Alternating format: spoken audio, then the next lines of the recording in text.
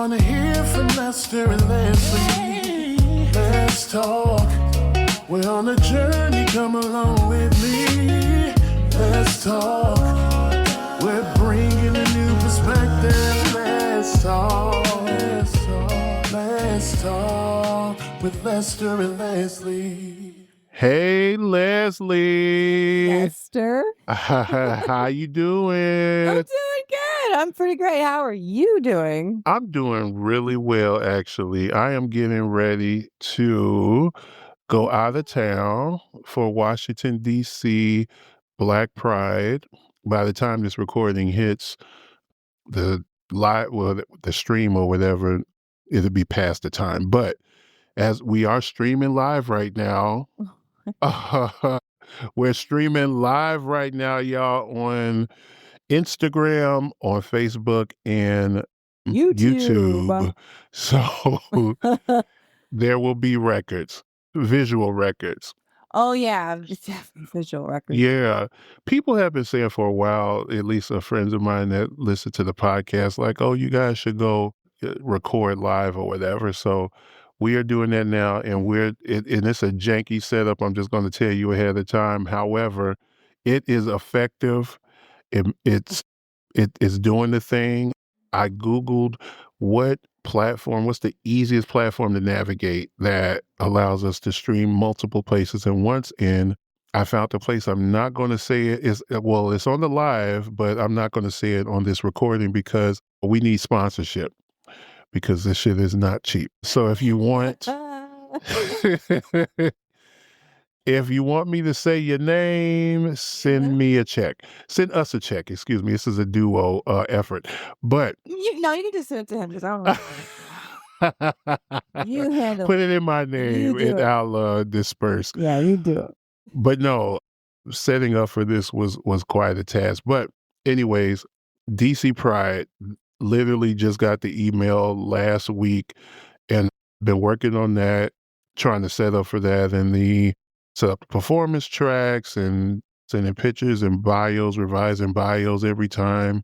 So it was a really quick turnaround. So that's why those of you who are watching live can see I've got some braids, and I haven't had braids in my hair for quite some time. It's been at least a year a year or two. Okay.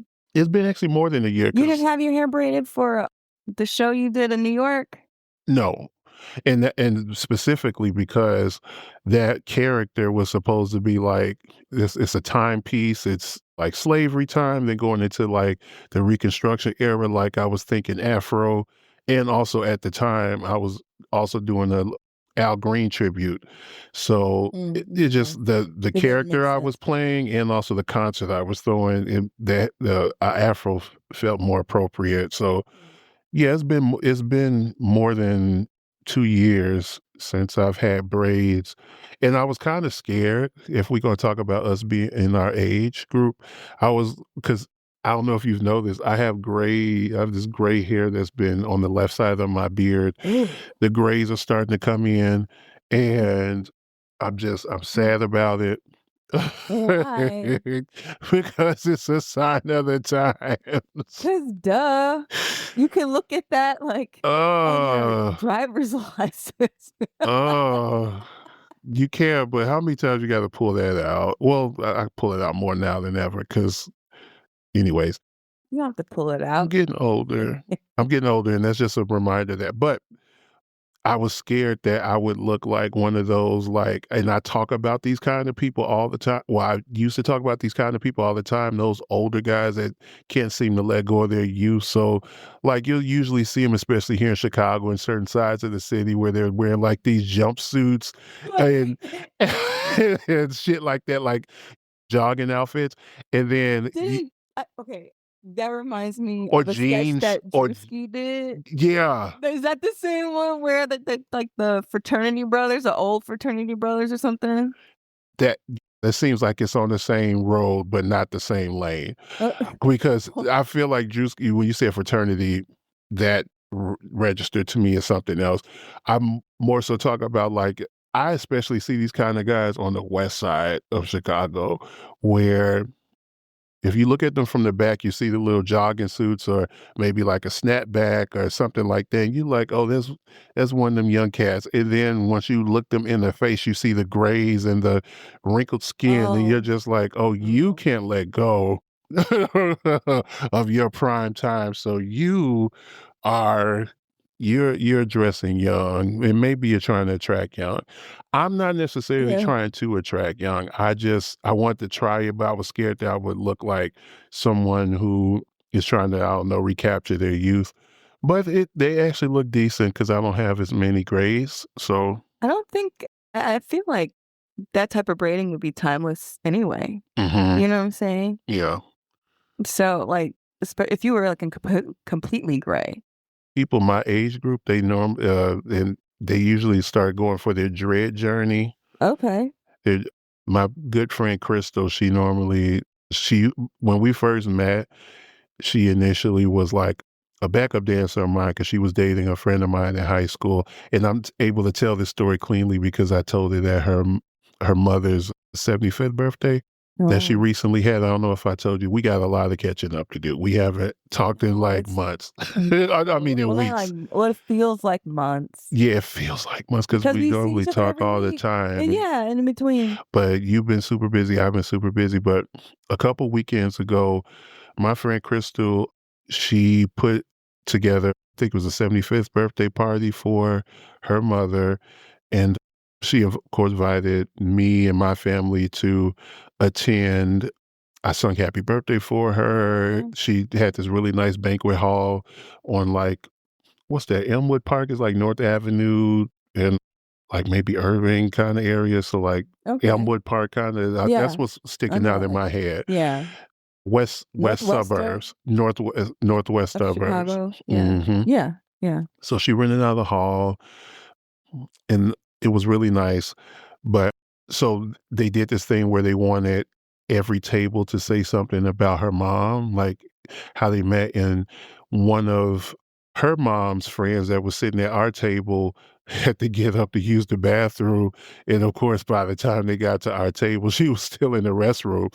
So I got up because I was the only one closest to the family at that table, aside from this other older woman. And I just spoke, and part of my speech was talking about like how I met Crystal, and that Oh. was the joke. Like it's a joke. It was one of those things. Was like it's a joke, but it's true. When I met her, I had just finished recording my first song with a guy I went to grammar school with, and he was dating Crystal. They went to Proviso West, Mhm. and he was just like, yeah, because we were getting ready to perform it somewhere. And I was like, ooh, it'd be cool if we had backup dancers. Oh, my girl dances. And then her girl, and then she got this cousin that danced too. So my very first, like, I guess, official background dancers, aside from my cousins, because technically my first background dancers, I think, were my cousins, was Crystal and her cousin. And that's how Your we cousin. met. You get somebody else's cousin. Right. It's a family affair. That's what I love about like our community. That's what we do. Like, That's nice. come together with stuff and help each other out. That's how we build And make cool things. and make cool things. So yeah, that's how we met. And I told that anecdote at the thing. But yeah, so that was one of the many things that have happened. And without me getting too deep, what's been going on with you? You hear that sigh? Well, I I guess right now I am doing something that I have done literally almost 20 years Yes, ago, tenured. which I should have learned from the first time that I've done something like this with back to back. Okay. I don't have the same knees anymore. You know what I'm saying? Have you gone through your bottle of soursop? Yeah. It's not working? I Or only went it through didn't just work one. Well, when you took it? so when I took soursop, when I was drinking that like as dosed or as required, and I did it daily, my sleep got a little bit like a lot better. You know, Okay. it really opened up my I guess I don't know what to call this, like my head, my eyes or whatever. It kind of lifted me a little bit, Okay. and I did get like really good sleep and when I was on that. But as far as like my joints or whatever, I don't know. I think I need to take it a little bit longer instead of just one bottle of it. Because I'm just like I see the beginning results of something, and that Yeah, means it needs to be continued, and I got it. didn't continue it. You know what I that didn't makes mind the taste. I know it was bitter, but I didn't right. mind it. I'm still chasing mine when I take it. And technically this is my second bottle because I did stop taking it for a while myself. But what you mentioned just reminds me that our bodies are different because for me, when I took it, I felt it instantaneously. And now that I've gotten back on it, like it's been a lot easier for me to get up those freaking stairs. And I mean, I am working out a lot more too on a stronger dosage of my GLP, but also the soursop is help. But anyways, so Oh, my knee is swollen. aching knees, 20 years. Where are we talking about the stage? What? When you said that you've been doing this for 20 years, you talk about being on the stage. No, I'm talking about the last time I did back-to-backs like an idiot. Oh, like scheduling for back-to-back Yeah. stuff. Yeah, thinking, "Oh, well, I Mm, do have time for this." Like, not every open spot on the calendar or on my calendar should be used up for other things. that is true. It And we you talked about know, that with our goals, our vision board. complete opposite. We need to self-reset. But also too, I feel like a part of being an adult and also being an adult with like goals, ambitions, Yeah, and it's things that work. you want to do, You work it for it. requires work. You have Yeah. to work for it. And that means, damn it, sometimes you're going to have to go to a live stream right after work and hurry up and go to freaking was it Sam's Rib? Not Sam's Ribs. What? You have to hurry up and go to Hecky's Ribs after you get your hair cut and scarf down a few rib tips, and then come back home and just rig up something so that you can keep your promises to social media with You the live. disturbed his ribs. You disturbed my dinner, but I'm to tell you the truth though, man, it feels like it's been forever, and I'm so glad that we are recording again. Yeah, the whole goal was to take a break, but my dumbassery just packed it all in. Not dumbassery. But yeah, well, when I know that I know that when I look back on this, just like I did, like when I look back on what I did 20 years ago when I did it back Okay. to back, it's like, yeah, once everything is over, as long as I can say I did my best and gave like a really good focused attempt at trying to like do my best Uh-huh. whenever I'm a shell of a person because of lack of sleep, then I'm proud. I can be proud of it, the work, because I wanted to do it. That's right. That's what it's about. But and I don't want to harp it too much, but I do want to say it one more time. Mm. You work for what you want. When you are an adult, you say, I want to travel, I want to create more, I want to do this. Mhm. You have to put it down on paper and you have got to plan it out and you got to execute. Even if it's a little bit, you chip in a little bit away, a little bit at a time. That's what separates you from everybody else who just kind of pays lip service. Anyways, go ahead. Yeah. So yeah, it's like I told you, I got a new job, Yes. and that requires me to. You have to. Congratulations, Thank by the you. way. Thank you. Woo-hoo. And it's just like, The you know next thing what? is to have a rig where I can press buttons and it'll clap or laugh or whatever. Anyway, like a fake audience. That'd be for season 2. Anyways, That would be another goal, yeah. and yeah, I would like to sleep a little bit before we work on another thing.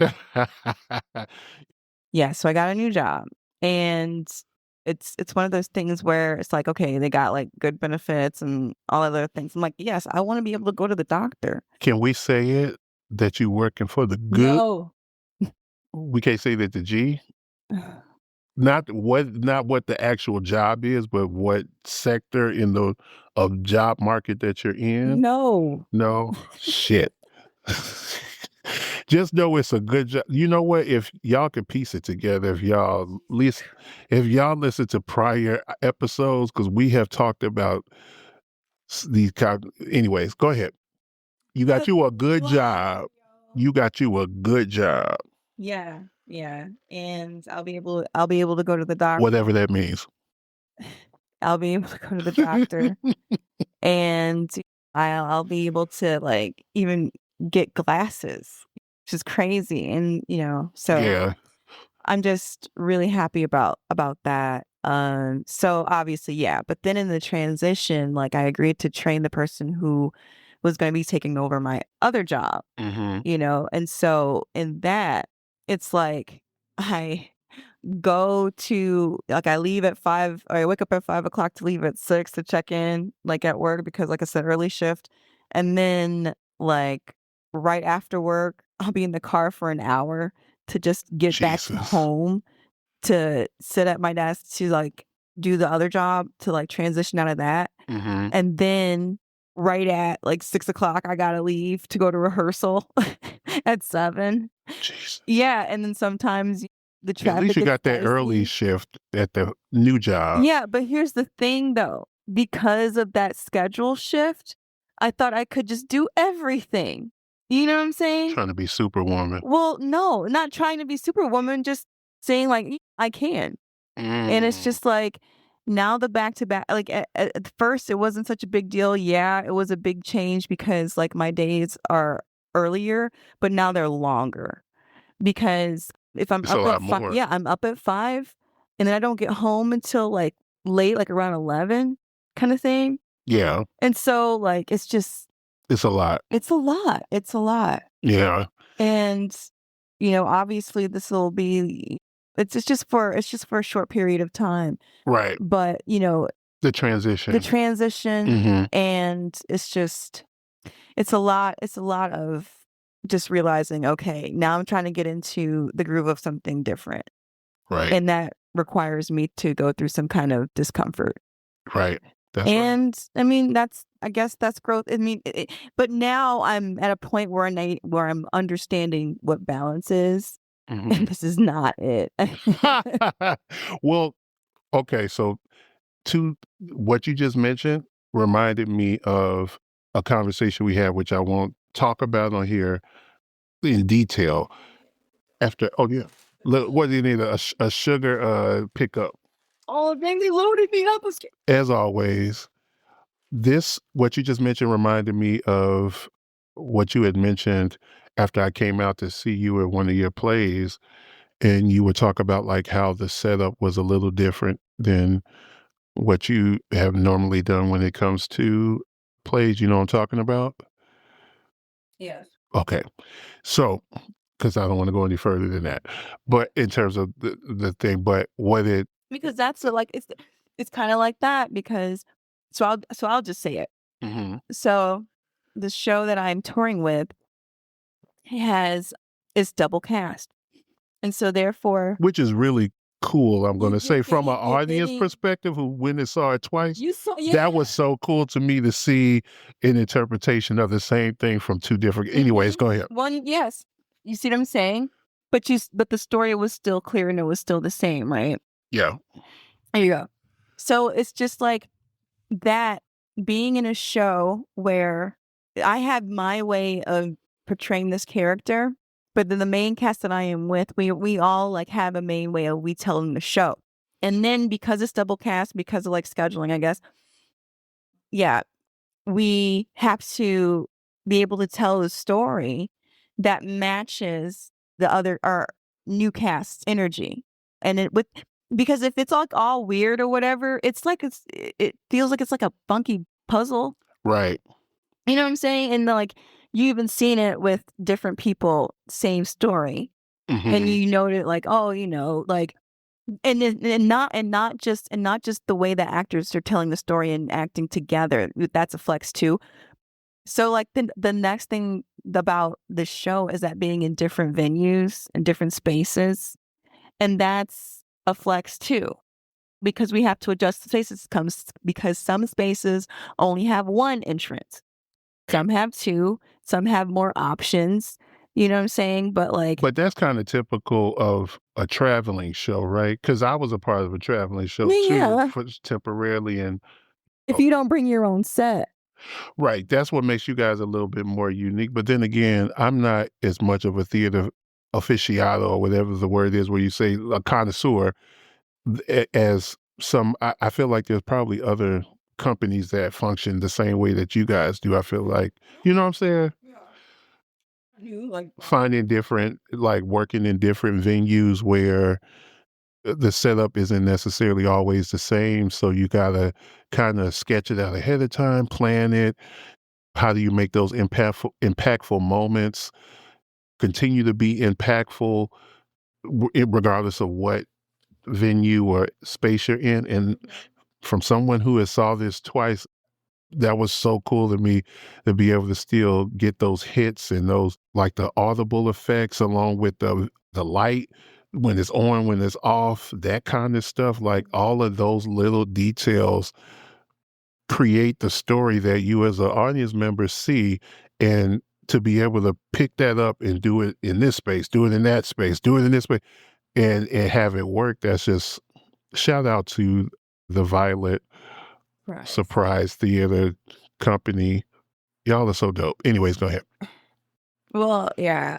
It's all a part about, like, being able to go through that type of discomfort, being pushed out of the comfort zone, I should say, each time.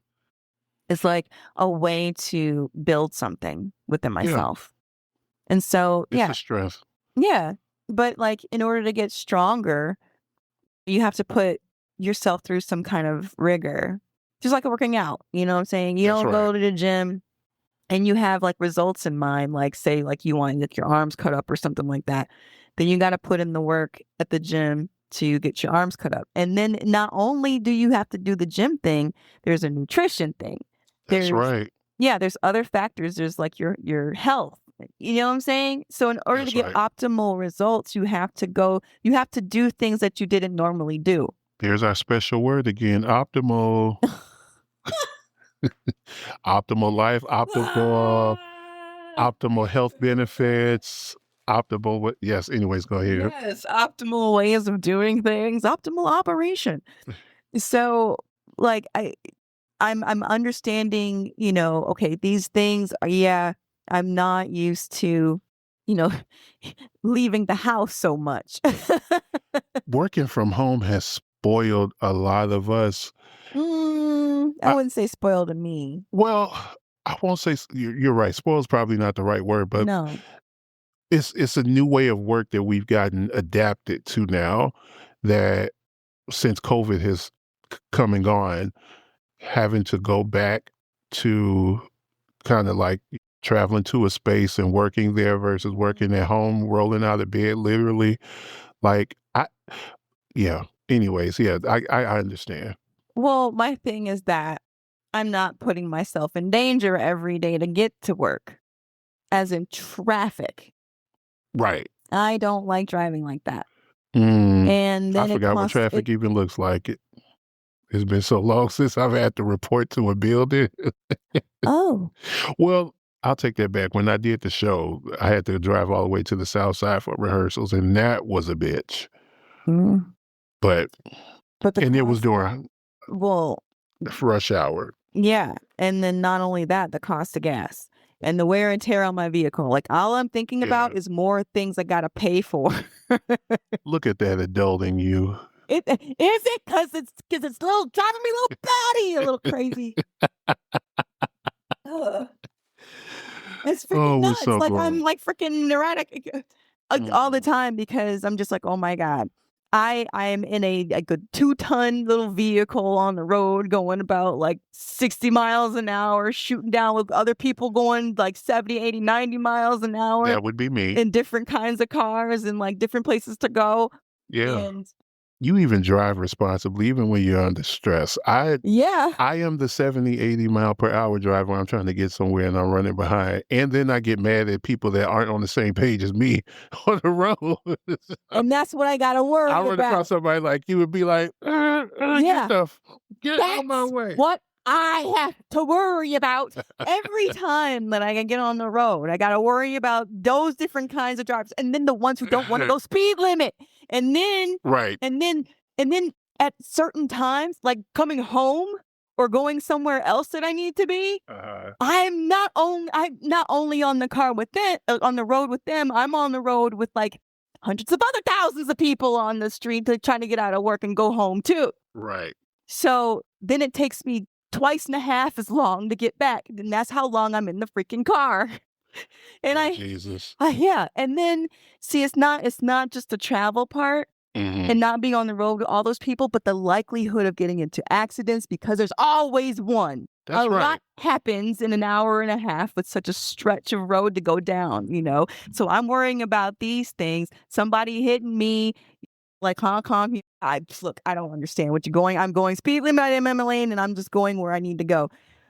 So the I'm sorry, distance I just isn't a taken over she's this stuff. It's like I'm just like, this is the things where I'm thinking about other things that I gotta pay for, like liability. I gotta worry about other people driving. I gotta worry about it's stressful, and I don't like it that much. But like, I didn't have to worry about those things when I was working from home. well, also too, you are getting paid more too, right? At this new I have I can see the doctor now. That's huge in and of itself. And for those who may not realize what she's talking about, because either you are an adult and you're privileged enough to be someone's dependent where you're able to get on their insurance or something like that. Those of us who are above the age of 28, unless Trump reverted it back to like 21 or whatever it was before Obama made it 28. But if you're over the age of 28, you are responsible for your life at that point, according to the government. So even if you do live at home or whatever the case may be, you're responsible for your own insurance. And one of the fucked up things, and I'll say this comfortably, one of the very fucked up things about how this country is run and why universal health care is so important is because you can be put in a position where you don't have health insurance because you make too much money at a job that doesn't give you enough money to pay for your own health insurance, or even like sometimes you're kind of struggling. Not saying this is or with my friend, but there's other people that I know that have been in this situation.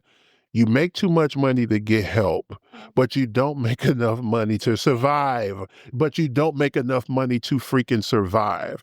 And that's what the problem is. This is why we advocate for things like universal health care, because there's no reason why when we work in an economy where hire and fire is at will, correct, right? These companies, as we see right now, all these major layoffs, people being replaced by AI, things like that, there's no reason why something like your health, luckily, my friend doesn't have, as far as I know, any detrimental health situations. But if you've As got far as some, you know. right, as far as I know, but or that Listen. or that I would put out there, because I wouldn't want to put out her personal business, but I can speak for Oh, me that's and people nice. that I know, for myself and people that I know, if I lost my health care, I would have the potential to die because I have conditions where I need medication. I am on a GOP right now for weight loss and things like that, that is covered through my medication. And like, there was a time when I was unemployed. I talked about this on the show. And had I if I people would ask me like, "Okay, won't you like work at McDonald's or something like that?" There's actually a situation where you cannot work where you can't work if the job does not fit the certain type of money that you're supposed to be making, because there is this middle space that people like the Republican Party makes that middle space even grander, where you fucked if you do, you fucked if you don't. Like, oh, I could get the job at McDonald's. They are hiring, but they don't pay enough for me to get industry like health insurance, marketplace health insurance, and then I would end up making just enough money past the poverty line where I would not qualify for Medicare. So then where am I going to get my medication from if I'm working at a McDonald's that does not offer me health benefits and it just gives me enough money to cover my rent and a hamburger every 2 weeks, and I still need my medication, I still need to see my doctor. And you need to drive to work and you have to worry about not getting into an accident because that's going to cost you something. These are the things that some of these I'm trying not to get emotional because I feel myself getting teed up right now, getting upset thinking about it because I have had just recently this week on my Facebook. I know you've been busy. You have not been on social media a lot, and when you get some downtime after in a couple weeks, you could catch up.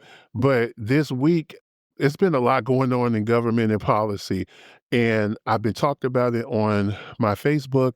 And there's one person who I consider very close to me, who's helped me in my career, but she is a stark MAGA Republican, and I haven't heard too much of her from her recently in terms of rebuttal. But there's a lot of weird things that this administration is doing right now, and I've been getting into these debates, and it's been frustrating because this is someone who I thought had a heart for those on the fringes, as you would say, right?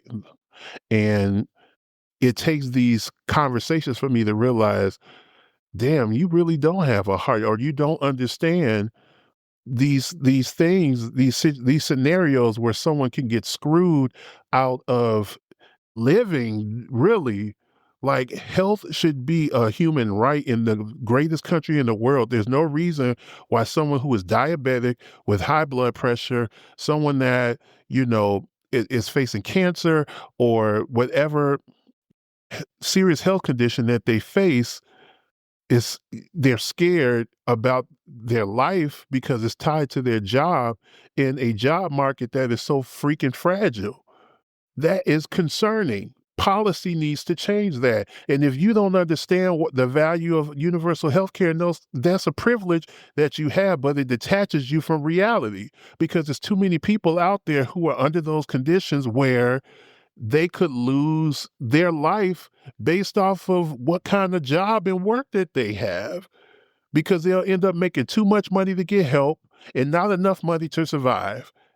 Then what do you suppose? And then when they decide, okay, I'm making too much money to work, so let me not work, then all of a sudden they're a welfare case. But you don't understand the system that for some people, they have to make those kind of decisions. And then we're just talking about people on the individual level. It's single mothers out here with children that have to consider not just themselves and their own health, but then also their children. And the same scenario applies. This country is fucked up right now. So I digress. Damn it, I'm sorry. we're frustrated. And it's just been, I guess, there's external factors, that things that we can't do about right now. Like right now. You know what I'm saying? They feel a little out of our control. And it feels a little out of my control. No, out of our control, because that's the thing. These things are tied to policy. And when you have an administration that can give a fuck less about those on the fringes, so Right. like I said about Texas in one of our earlier episodes, where it's like, you can't be unemployed living in Texas because they give no aid. They don't want people that don't work living in their state, and how that shows up is in policy. Yeah. So, but what I'm saying, like on a general level, is just that they like how we've been doing. Yeah. So Bring me back. really, Reel me back in. Let's go this way a little bit. Turning the sail. Please. So, like I'm saying, lately we've been going through some things that have been like stressful. There's external factors. There's things that we didn't choose, and things that all of us pretty much. And there's things, the ones who didn't ask for this, and then the frustration that's internal, like what I'm going through is because I chose it. You saying that you chose it? Yes, What I did you chose choose? the work. Like as far as like getting a new job and choosing to transition the other person in because of the fact that I appreciated my older job, and then the theater, Oh yeah, my okay. schedule, my back-to-backs. you know? Right. You're saying your busyness is a choice. Yes. But see, think about it But like there's like a this. different kind of frustration that we've been going through since we have been back. So like in a way that we are just catching up. And that's why I was so excited to see you, is because like this is finally a period for rest for me. And Which is on our vision board. yeah, but I haven't taken it because like I'm thinking that maybe it should be a grander time or a bigger time, or like a you know what I'm saying? Like A birthday. I should hold off on using that space because maybe I don't get one anymore. You know, but it's not just, it shouldn't just be to that one free space that I had put on a piece of paper. Mm-hmm. I should take more of those because that's a way of creating balance. Yeah. And I haven't been doing that lately because of the schedule and the things that I chose. So I felt that at the same time, like, I'm letting some things go in order to fulfill those types of like decisions that I made. And it's Yeah. kind of like a guilt thing, maybe. Yeah. But because like now, usually we would be in like, I would be in something that I sleep in whenever we come to record together. Right. Or just something, or if I came like late from work or whatever. But like today, it just feels like an overcorrection for me, just because of the fact that like, not just because I'm in front of people who are going to be watching this at any moment now, and it's weird. But I'm not going to tell you how many people are in the chat. how many? 3. Oh, hello. So it's well, like that's just we're for in the Instagram. room.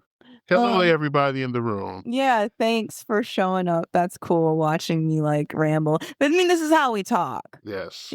And obviously, the segues and bringing back, that's not the natural thing, but because of respecting of the format here, we're trying to have some kind of format. That's right. Yeah, just gotta circle back or turn the sail, whatever. Come on, turn the sail. Or just make everything try to make sense. Yeah. So, yeah. This is our last episode of the season to kind of reel into why we're here, why we're live. 41 minutes later. We are here today. This is why usually we talk first for a while. I didn't show up as early as I should have. Or probably than you anticipated, but that's you showed up fine for me because I was still in here working on stuff. But yeah, so like usually we talk it out. Pre-game. Yeah, you know what I'm saying? Like we talk about things like we go on rant, we reel it in, we try to figure it out, stuff like that. It's kind of like a release so that we're more chill whenever we're. And then we cut the mics on. Yep. Yeah. That's true. Yeah. So you're getting the raw, unedited. You're getting the raw right now. But maybe I like it. Oh. I wanted to reel it in a way where we talk about like the purpose that we're here is to kind of recap. We've done 19 great episodes. This whole 19. thing, this whole idea started off as just an idea during COVID. I want to say I remember we had a get together where it was me, my ex, you, your ex, and then our ex-friend and his wife at the house during COVID. And I feel like maybe it was either then or around that time when we first started talking about this, doing this whole thing. And here we are 20 episodes later. It's going to be bigger and better. Like even with this 20th having a live, even though it's janky as it is, it's crazy that we're live on 3 platforms. This is my first time. I've been in entertainment and music for a while, and I know I'm considered at least an unk right now. But this is so cool to me to have all this going on. But yeah, we're here because we're kind of recapping the conversations and the things that we had. Is it okay if I transition to some of the posts that we had? Yeah, sure. Okay, I would love to talk about that for 2 seconds. So we asked you all to give us some questions to talk about. And one of the questions I really wanted to I'm gonna mention both of them. One's kind of a joke. Let's do the joke one first. Oh. So the joke one, I the should. messy one. Okay, hold on. Let me pull it up. This was submitted by Randy Nigel, who is a friend of the show by way of they actually have their own podcast called Black Inquiry, Inqueery. It's a play on words, kind of like ours, where we do less talk. So Black Inquiry, you can see it on our BuzzFeed Buzzsprout page that has our podcast. They are the podcast that's on the bottom, that podcast that we like or whatever is at the bottom. Mm-hmm. He submits so basically something to talk about. This is a talking topic, and I'm gonna just read it verbatim from he copied this from someone else. The guy's name Ty Riggs, and it says, y'all could afford your kid's first year of college with the amount of money y'all spend on prom send-offs. Why are you renting a Maserati so he can get that girl pregnant when you can just rent a Ford Fusion that you only have to fill up when you return it? This is prom season. I just got my hair cut, and the person that normally cuts my hair, Fabe Dominique, she didn't have any bookings. So I actually found one of the neighborhood barbers on Booksy, which is an app I use. That and Style Sheet are the two ones that I use to find people to do hair, or you can find stylists, you can find any type of cosmetic or whatever, you can find it on these apps. And there's a neighborhood guy who's been here for a while. I booked with him not knowing that he knew me. And when I walked in the thing, he was talking about how he knew me. He remembers me and my ex. They used to work, I think, together or something like that when she was doing hair in the neighborhood. But anyways, his wife is a event planner, and she was working the prom today. So it is prom season. So we can answer this question, or we could talk about this for 2 seconds. The way that I feel about it, and obviously this was a question that is focused on the Black community, I think, because we've got this whole stigma that we invest money in things that are unnecessary. And to some degree, I would say that. But first of all, who are we to judge? That's the first thing. Like, I feel like it's something that everybody does that someone will say, this doesn't seem right, or this seems like a waste, or this, opinions are like assholes. Everybody has one. So that's the first thing. Second thing is, I don't think it's necessarily wrong ever to invest in your children, regardless of how that looks, right? If that's a elaborate prom send off and they're not even walking down the graduation aisle, that's terrible, right? But it's like at least they get some sort of something during their high school or experience. So I don't necessarily see a problem with it, but I don't have any children. What do you think, Leslie? I don't care. See, Leslie's that type that's like, hey, if this doesn't affect me, I don't care. And it's not fucking up society. If I'm not on the road, as long as I'm not driving when they're driving, I don't care. She don't care. But I literally don't. I literally don't. But what part of me, I mean, and some of it is just like, there's a lot of money that goes into those custom-made dresses, because we certainly didn't look like that when we went to. No, not at all. But I do remember going up to North Riverside Mall to get my outfit, and it was not a rented tux. It was paid for. I believe my outfit is still at my mom's house, dug away somewhere. And then I do remember they did rent a luxury car for me. I forget what kind of car it was. You know, it wasn't, I mean, it was cool. It wasn't like, I know what Randy and this Thai person, I know what they're talking about when they talk about the elaborate prom send off. Yeah, Like, you think it's you think it's the dang. Grammys, the red carpet, it's pictures, photographers. I know, yes. It's catering. Yes, there's a whole like a It's all photo production. shoot. Yeah, it's like, it's a production. Yeah. You know, there's the like you said, red carpet and the Yeah. photo booth, like photo ops or photo curtain or whatever. Yep. And not just, it's not just for them. It's like several, like 50, 100 guests coming It's a whole, like, yeah, it's a to see production. this debut or this promenade of this new young person who was at the end of their high school career. Moving into pre-adulthood, I guess, because that Yeah. would be what college, I think, is Yeah. considered, like Yeah. Pre-adulthood. pre-adulthood, because you still don't have the bills necessary to be an adult. But go ahead. Yeah. Or 30. Mm. Something should kick in around that time. Amen. Yeah. So, it's cool.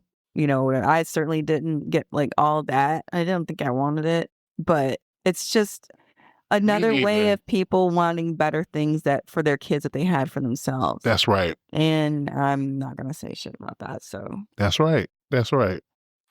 So moving on. Second one. Now, this is the one that I like. This comes from my good friend Hannah. Christian and Hannah, shout out to y'all. Hey, if y'all watching. Hannah writes, how has your friendship changed over the process of hosting this podcast together this past year? Did you want to start with that? No, I can't stand you. You're giving me more work to do. Work to do. I gotta do media. What? Let's talk about that for 2 seconds, because I meant to talk about that at the beginning, like our process and kind of how this is a reflection episode, so we're hitting 2 birds with 1 stone. So how we usually split up the work for this podcast, and it probably seems like it's not, you guys are hearing the audio over and you're just like, oh, they just get together. So Leslie usually comes up with the agenda. We'll discuss it, but usually that's what she's tasked with, is coming up with the nice, strong agenda. And for me, I just do kind of like the marketing and The technical the stuff. technical stuff, because I do love technology. As I mentioned in the first episode, that during COVID, I purchased some recording stuff so that I could be able to still record music from home during COVID. And we just have like repurposed it, or not even repurposed, but expanded it, because I still record music here, but expanded or expounded on this usage with the materials. So that's kind of how we kind of equally contribute to this particular project.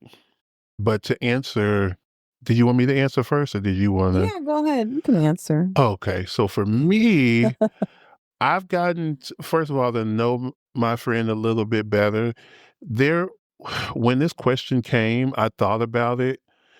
Like, has there been anything that we've discussed or talked about that was like new information to me that we hadn't talked about or discussed before? And there is one thing in one of our earlier episodes when you were talking about how at one point you thought that you were such an asshole. Do you remember that? Oh, what? Like in general, like you would talk about in general, like how you show up in friendships or how you show up with people. Yeah. You were just like, damn, I used to be terrible. And I was just, and even in the episode, you could hear me. I'm just like, girl, what are you talking about?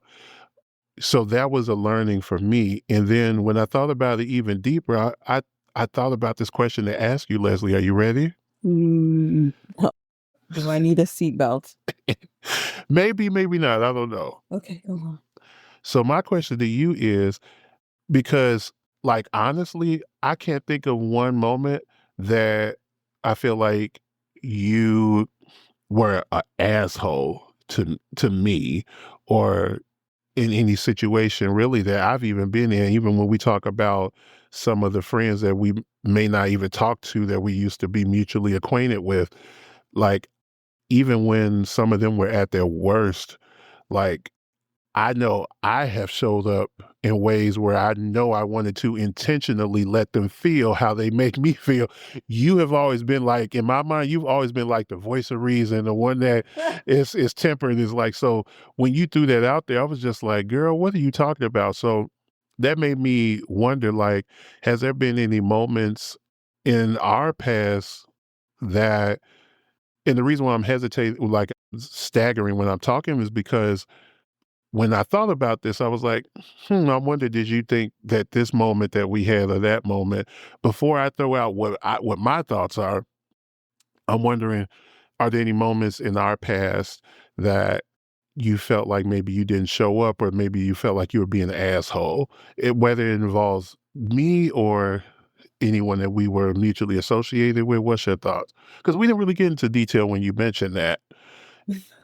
And we probably should have, because I'm just like, girl, No. what's going on in your So brain? in our past, I remember we had to, what was it? Oh yeah, this is for for your album release party. Your album Oh my release God, show. that was one of the things in my mind. Go ahead. Yeah.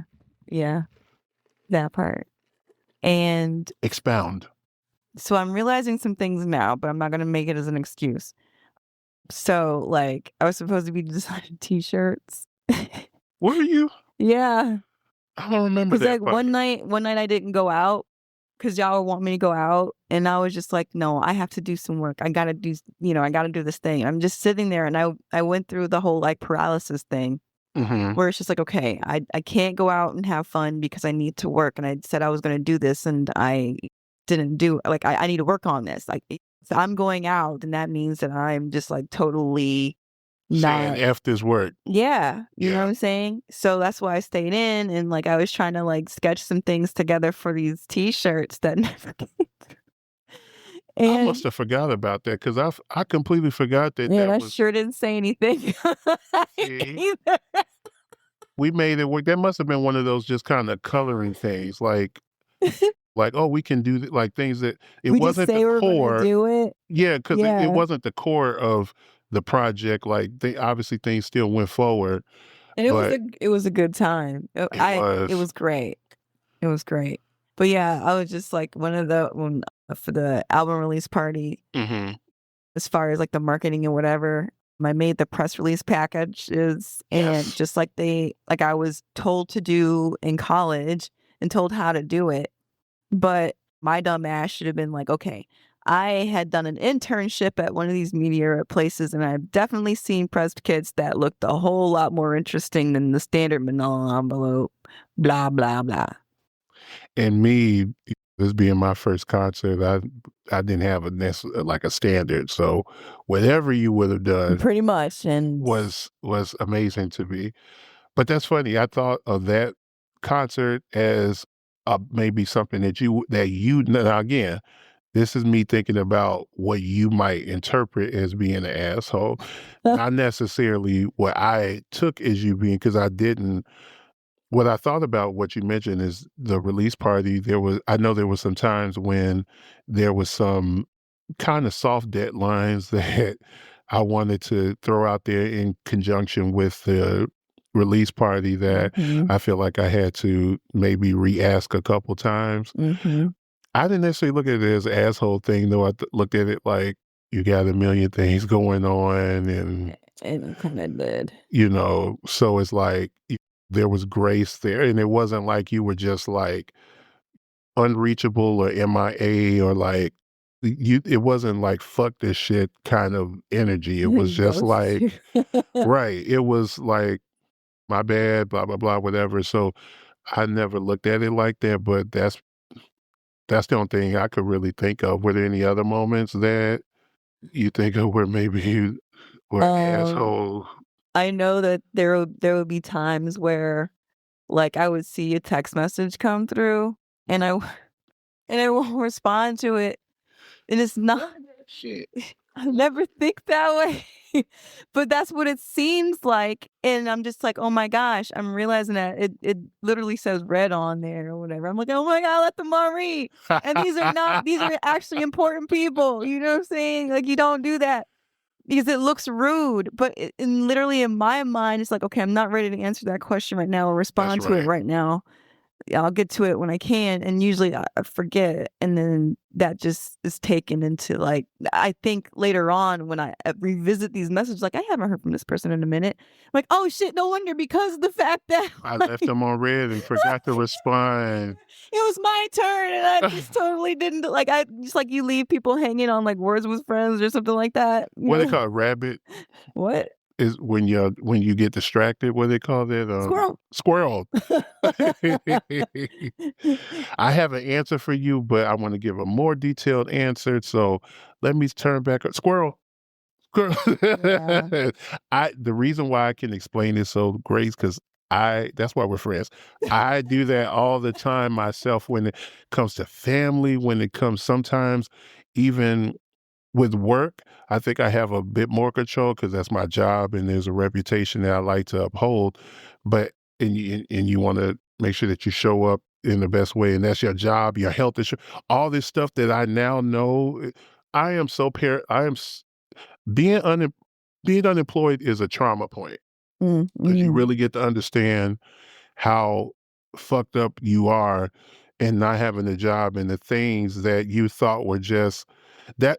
When I got my job, got reemployed, that's when I decided to get on my GOP journey because I'm just like, it's not an option anymore. And when you didn't have a job, they tried, like when you started to talk about that through Medicare, they had this they limited your options, and the options that I had weren't they weren't strong enough, and I couldn't go to my doctor and say, "Hey, you told me that this medication, which they did, was more effective for the goals I'm trying to reach than this one." And it's like, no, you can't do the one that I recommend as your healthcare professional because Medicare Yeah. doesn't cover it. Yeah. They want you to die slower. Whatever. So, Or quicker, whatever. well, I say slower because they do give you something versus nothing, but it's just not as good as the stuff that the professional recommended. So, going back to the point, help me, Jesus. So we were talking about like being assholes, Yeah. and I guess Well, I feel like, did you have any other moments that you thought about where specific moments? so not answering text messages or any correspondence in a timely-ish manner, that makes sense. Timely-ish. It'll be like a week or something, and I'm just like, hold on a second, these people are important to me. I need to say something. Heart. And right, and I've kind of I've gotten used to I understand, especially when you're busy. Or I'll be driving, or like I'm just like, hold on, like I'm or on my way to work or on my way somewhere because I'm not in my phone as much anymore because of my schedule. That's right. You literally back to back. Let me go back to that for 2 seconds. Okay. I was gonna say that that's a good example of even our age because when we were like in our 20s, remember I brought this up in a prior episode. We went out to do what was that, a 5K glow run? And then right after that, I went on a stage with sore legs. I remember even in my 20s, because I just finished a 5K, I was sore as shit, but my energy was still at 100. And we went out late too. And I Closed it performed down. for hours on the stage, and they came with me. We're drinking and we're dancing and singing. This happened in the 20s. Like back then, I feel like what we're doing now with the back-to-back schedule, and even with me in this last-minute show in DC, I feel like now in being 40, I was just like, damn, I gotta figure out travel and what am I gonna do and how long am I gonna be there?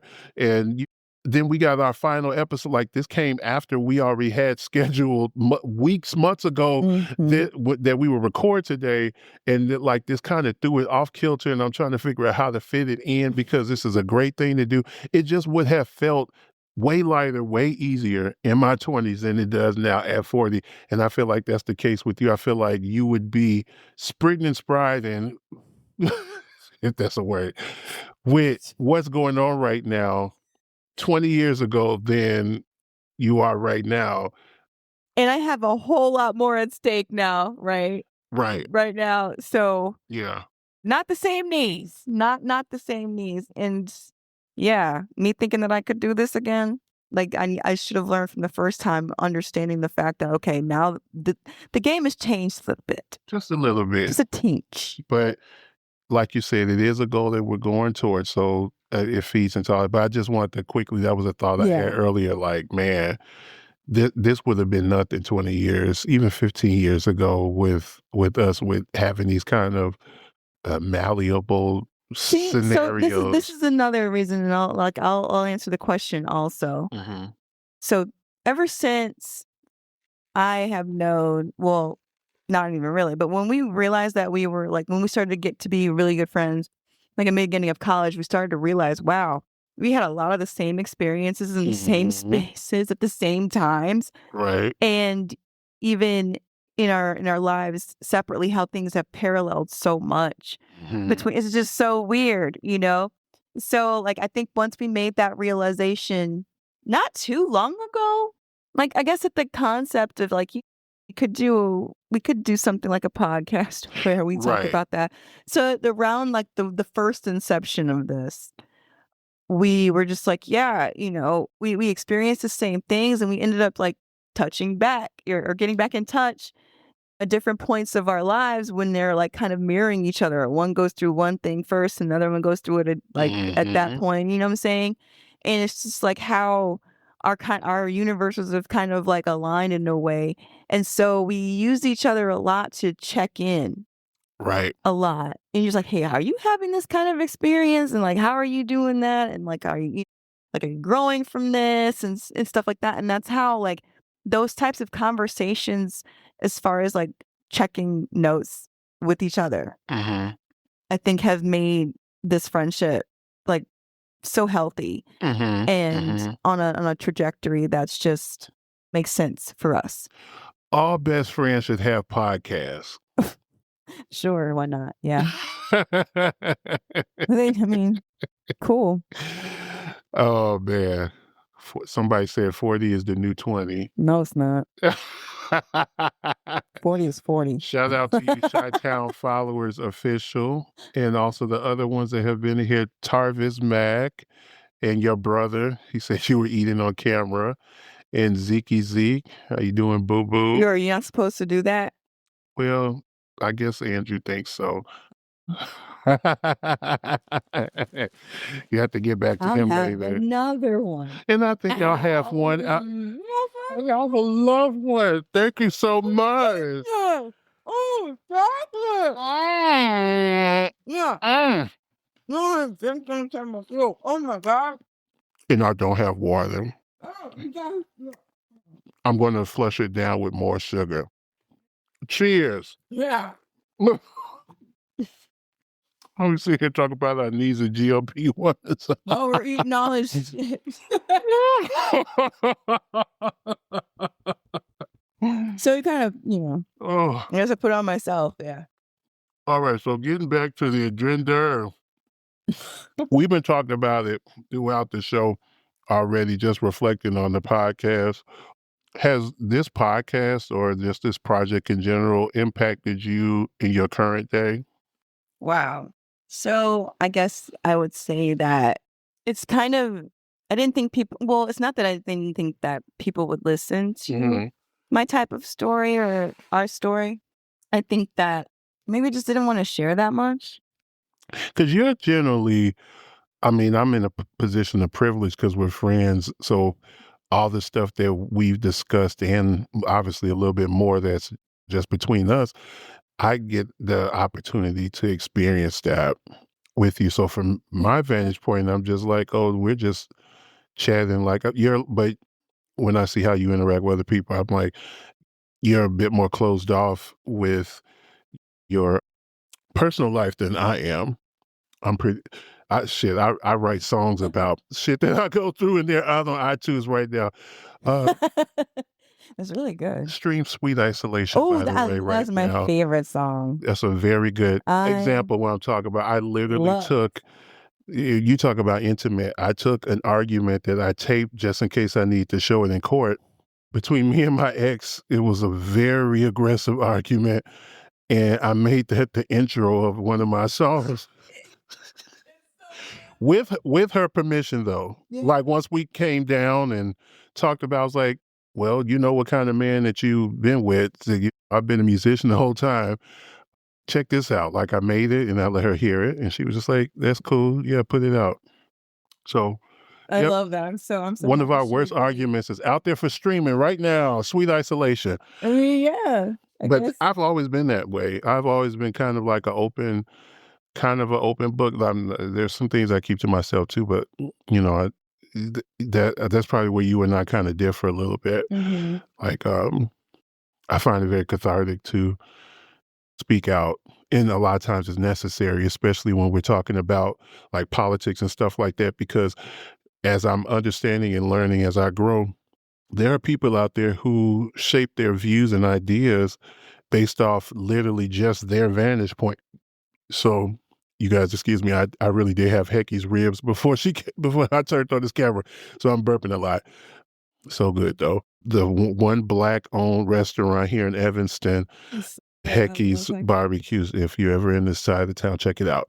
But I find it cathartic, but that's just how I've always been. But I feel like it's necessary to tell your story, not just for a community, but also because there are people out there who honestly don't know what vantage point that people like on the fringes, or people who may be close to people on the fringes, or just whatever their worldview is, they stick to that, and it's up to us, those kind of alt people, to come in and shake shit up and be like, no, No, it's ev- not like that. everybody can't pull themselves up by their bootstraps, because damn it, you don't give them boots to pull their straps up from. Like, and this is how that looks. Like, everybody isn't afforded the same privileges that you believe that they have. It's just, that's not true. And this is how. So there's value in sharing your story. Yeah, and because at first I was kind of thinking, what do I say, honestly? Because I was thinking, well, who needs to hear this? Like, why does it matter? You know what's really cool too? I truly believe that we haven't even like tapped the surface of folks. Like, when I'm sitting in these black alt groups on social media, Facebook, and now they're starting to come up on the Let's Talk Shy algorithms. Whenever I go into that account, I see stuff that now correlates with the stuff that we talk about. And like, there's so many communities out there, and I feel like we fit in a very gray space when it comes to a lot of things. Mm-hmm. And that's why I feel like there's value in our stories. And I feel like we haven't even touched the surface of reach, if that makes sense, because there's so many of us out there, and I'm in these groups. Thank you for, I think the first one that I saw was one by recommendation of you. I think you may have already been in it already. Mm-hmm. This black alt group in Facebook. And when I see like them post pictures and the events that they go to, they look just like the places that you go on, the raves and the clothes and all those things. I haven't really gotten into that lifestyle that deep like that, but I feel like I've been in alternative spaces. Just growing up in the suburbs at the time that we did is an alternative experience in and of itself. I've been exposed to different kind of people that now as an adult has helped and served me. But I feel like we have, because I've seen the community, the communities that are out there that fit our demographic. I feel like we haven't even touched the surface yet. That's why I'm so excited and love this project so much. It ties in so much. It ties in so much. Yeah. Where did the Green Party come from? That's an alternative space. The- Wait, did I say green? That's not what I meant to say. What's that party when me and you in college were talking about political parties that you were in at the time? I talked about it on one of the earlier episodes. I was going to say pescatarian. It was an independent party. I want to say that the color was green. You know what I'm talking about. You were in this party for years. What? This mean, like- political party. Oh, yeah. I was when I was finding out about different types of political thought or whatever, I felt that I, at the time, was more like libertarian. Libertarian, there we go. Isn't that party color green? No. Was it? I don't know if blue, there's purple? I don't know because It was a color associated. I think it was green, there right? is a green party. But it's not libertarian. No. Oh. Well, no. I don't think so. And like, I can align. It's part of the whole growth part. Also, is just like you can't just say something that you hear two opinions on it, and then like, oh yeah, that's what's going on, and not Because really everything's not understand. black and white. No, it's not, and it's just like not everything about one just because of two, like it's just like jumping into something before understanding what it is and expecting to be able to be a strong proponent. I'm thinking about jumping in the ocean and not really knowing how to swim in the ocean. Because just because you know how to swim in a pool doesn't mean that you can swim in the ocean. And I don't swim at all, so I have no idea. I stay away from both. And I don't like the ocean that much. But it's just There's like, things in there that can kill you, including the ocean. Yeah. The ocean itself, with no creatures, could kill you. Yeah. And like for Halloween, instead of watching scary movies, I just watched like National Geographic about the deep water. The uncovered, yeah. The super deep waters, like, Lost in Atlantis type That of is like, scary. yeah. So I love that. That's a good time for me. But, it's just that type of ignorance is I'm trying to grow from and like actually read all the books. And yeah, so and that was another thing, my bingo card that we made, remember? Reading books? Yeah, reading books, because I had so many books and I either never finished them or bought them thinking that, oh yeah, it's going to be interesting to read, and never read them. And you've gotten to some of those, to your point, in terms of like things that have happened since we started this podcast. You've scratched some of those things off of your and those are the only bingo things I card. scratched off because I don't have to do anything else, That's okay. I because still of the have schedule that I chose. Yeah. But yeah, I think I put the year on there too. I'm like, well, there's no time limit, but it could look like a little distant from the next time, that I do another one. But as long as I have things to look forward to and then knock them off, I'll just do it. Yeah. I'm not going to put myself on a time limit. That's right, because we're still living. Yeah, but just as soon as possible. Right. And I feel like you should have some carryover. Yeah. That's why it's a bingo card. Bingo card, you're not supposed to, you win by getting what? A bingo. A bingo. You don't win by covering the whole card. I mean, the goal is to cover the whole card. Is it? But I thought it was just to get a row or like to connect. Well, you can like I can give myself a bingo. Like it's just another layer of completing goals. Yeah. Where it's like, oh, I'm going to get a bingo, and like in order for me to get a bingo, I have to like write this 10-minute play, and then something like that kind of thing. So yeah, it's like it's just a game, and we can get and that's the way to get competitive too. Like the creators of the game that we talked about at the early episodes, where the winner has to pay for a trip or some shit. They were rich. Those black girls were rich. Talk about I won and pay for a cruise or some shit like that. I was like, what? Because remember when we talked about that in the early episode, and I was just like, yeah, I'll get you a hamburger or something. Yeah, we'll go to Sonic. Yeah, I mean, and thank God with the place that I'm in now, if I'd actually probably upgrade to like Red Lobster or something. See, probably get a little upgrade. Yeah, like Olive Garden. That'd be nice. But yeah, Red Lobster, heck yeah. Yeah, cheddar bay biscuits. Gets the bingo gets taken out to dinner. Yeah. So I'll throw this out there, since this is our 20th episode. If you have not heard the earlier episodes, you can literally kind of see the growth, because I know one of the questions we have to transition was about our cadence. How did we get into this?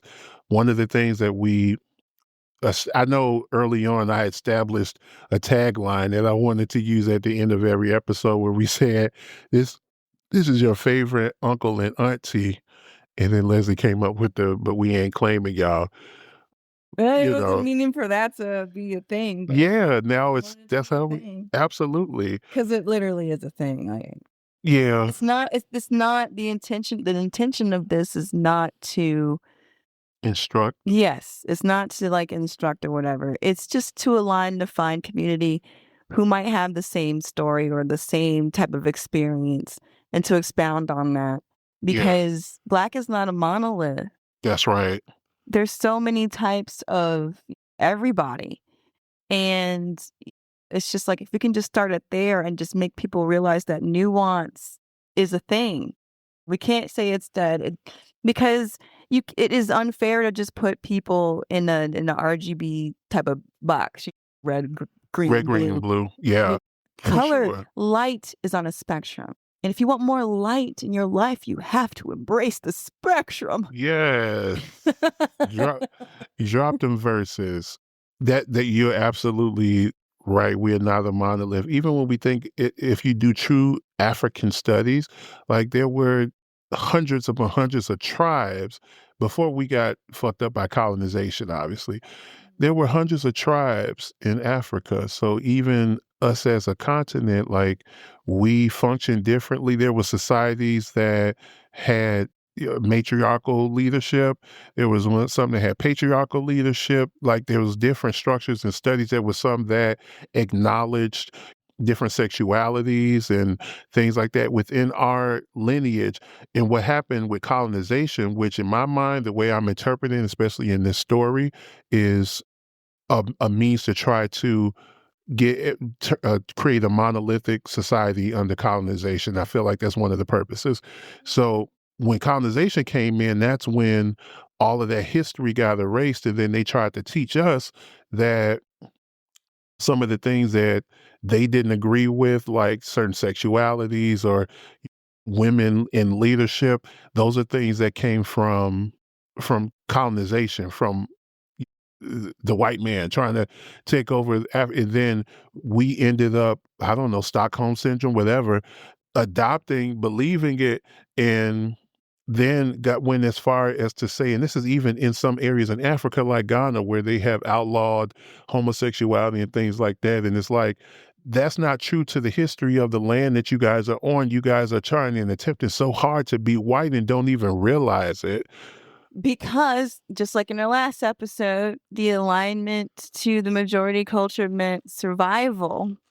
And that's what I was taught as far as assimilating goes. Go back to our assimilation episode, because we talk about that in detail about the assimilation. That's very true.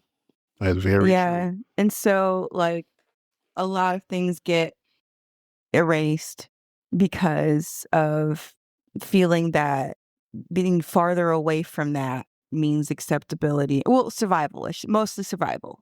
Right. Mostly survival for here. Yeah. And there, everywhere that was that European colonization has tried to usurp, it's all been about trying to put everybody on the same thinking, but it's really it's a whole nother level of Stockholm syndrome when you get to a point where you end up doing the work of the colonizer for them by erasing your own history and replacing it with theirs and thinking that it aligns with your history. Because like I said, you will often hear a lot of the times like, oh, homosexuality, transness, that is the white man's disease. That's the white. No, it's not. They have a whole movie about it out now, The Woman King. Like it scratches the surface of a book that I've been reading, that I've read, and I still have to finish. It's called, it's actually over there it's on the top. Can you grab that for me? We're on live, so you guys can see her. Go over there and get it. So it's a book. Don't stare too hard. It's a book that I read during COVID that was suggested. I talked about in an earlier episode by a female pastor at the former church I attended. Boy wives and female husbands. It scratches the surface of the studies. Let me put this in the camera for anyone who is curious to see. That goes into queer studies within Africa. It's not a white man's disease. It is part of our history. Being human. And here's the thing, anybody that's got any curiosity about the history of it, this is one thing I believe in life and how God shows up in a lot of ways. You think that you've erased something, right? You think that you've gotten away, done away with some ideal or whatever, right? We were able as Africans to bring our spirituality and infuse it into Christianity. And I feel like that's where we got our power during becoming independent, getting out of slavery, the revolts, all the things, the Martin Luther King's, like our African spirituality is infused in that. And that's why there's power behind, there's a different type of power in that than it is when you talk about traditional Christianity in other forms. I feel there's a special sauce with ours because I feel like we have infused the things that are ingrained in our DNA into our colonized our colonized religion, and that's why it's different. That's why it's impactful. So that's one thing. But the second thing is when you think about if you study queer history in America, you find out there Black folks like Marsha P. Johnson, who actually threw the first stone during, like you find out that we were at the forefront of the queer liberation movement in this country. There's a reason for that because we already had it, people. We already had it. We were already living into this prior to colonization. And it was just us tapping into something that was already within our DNA. That's why we were at the forefront. We didn't get the bells and whistles for it when they came out with the movie Stonewall. There was a white boy that they showed that drew the first stone, but we know because history tells us that it was a Black trans woman that did that. There's no way that we would have been in front of that liberation movement if we already didn't have it ingrained in us. But that's just my personal belief. I'm going on another rant. So cadences. That was a beautiful segue. I loved it. Yeah.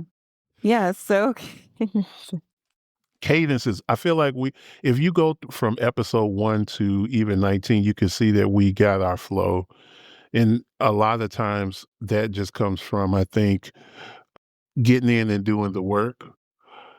Kind of like when you start a new job, they can train you as much as they want, but at some point you have to start doing the work. And just for me, I don't know about anybody else, but I learn best by doing the work and getting my hands dirty and actually versus getting a bunch of training. Well, now I'm not gonna say versus because you still need the training, but I would rather do 2 weeks of quick training and go on to work than to have 2 or 3 months worth of training. And then you forgot the stuff that you learned in month 1. And it's just like, oh my God. And you forget that it's a job. You think it's just all training. Put me in the game, coach. I'm ready to play. If I fuck up, I'll learn along the way. But put me in the game. Look at that verse. Put me in, coach. I'm ready to play. If I fucked up, then what do you say?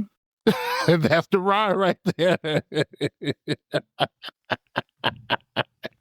I fuck up, what do you say? Don't beat my ass. I'm doing my best. I just want to get this off of my chest. One of these days, I'm going to be the best. Just wait and see. Anyways, so no, you can hear it in the episodes. We have naturally grown with this, and I really am excited for the next season. Before I start to feel like I'm closing, let me see. This is one I want to ask you, and you brought it up. Has your goals changed since the beginning of this? Any expectations or directions? Like about the show? About the show, like has this turned out to be where you thought it would be? Has it been underwhelming? Has it been more than what you expected? What's your thoughts? Well, honestly, I went into this with no expectations. That's a good thing. Yeah. This is where I feel like I'm being an asshole. Why do you think that's an asshole? Because like the way that you talked about this and just like coming at me with like ideas and like all kinds of things. And sometimes I'm just like, oh my gosh, am I matching the energy? I'm probably not matching the energy because I'm just like, oh, okay, that's nice. Sometimes, and I'm like, well, these are really good ideas, but can I do this?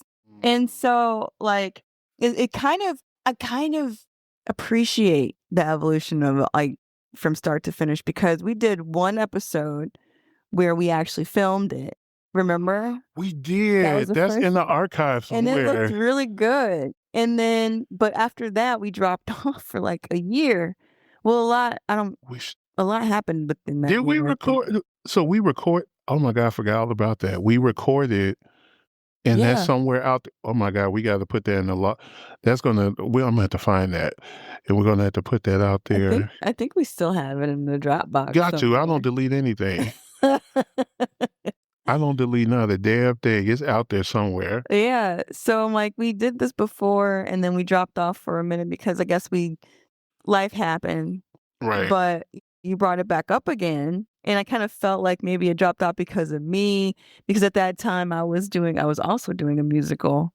Did we record that? Did we record that first one at your house? Yeah, that one was at my house, and that was like the beginning of the whole thing. Right. You And I know? want to say it was almost like 3 hours. Oh my God. Like we forgot that was the camera was there. I remember Yeah, that. we were just going. Because I remember towards the end, you were just like, "Oh shit, we're gonna have to cut a lot of this shit out because It's like that's 3 not hours. really well the hours." But then you also like some of that shit. Like I forgot that we were taping, and that's not like that's you and I conversation. It's Yeah, not, oh my God.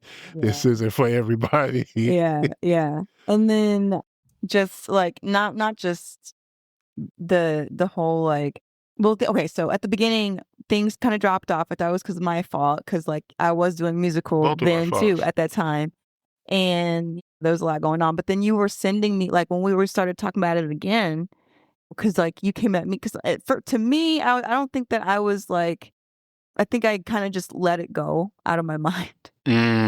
But then you kept coming back with like ideas and ideas, and then you were actually like putting in some work. I'm just like, oh shit, like he's serious about this, you know? Yeah. Like It's I more guess than a notion. yeah, let's go.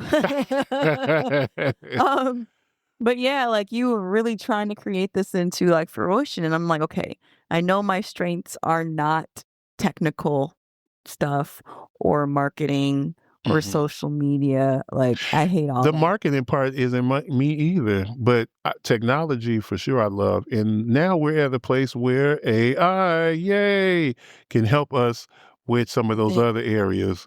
I got like heartburn. We're not using Chat GPT, No, and we're real. and we're real people. As you can see.